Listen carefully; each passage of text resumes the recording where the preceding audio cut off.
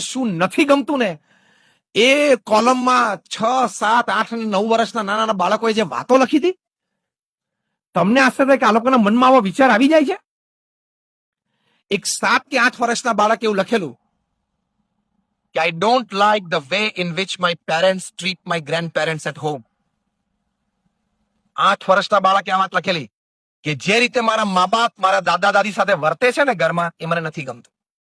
હવે ચેક કરજો, તમે જો તમારા મા બાપને આ સ્પેસ કન્સ્ટ્રેન્ટ હોય તો અલગ વાત છે, બાકી ઘરડા ઘરમાં બીજે મૂકી આવ્યા હોય તો એ જ રૂમની ડુપ્લિકેટ ચાવી રાખજો, 25 વર્ષ પછી કામમાં આવશે.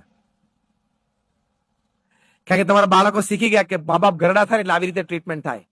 તમારા વૃદ્ધ માતા પિતાને તાણે કટાણે જમવા જોતું હોય કે દવા જોતી હોય, જો તમે થાળી પછાડી તો એ જ રણકાર 25 વર્ષ પછી સાંભળવાની તૈયારી રાખજો.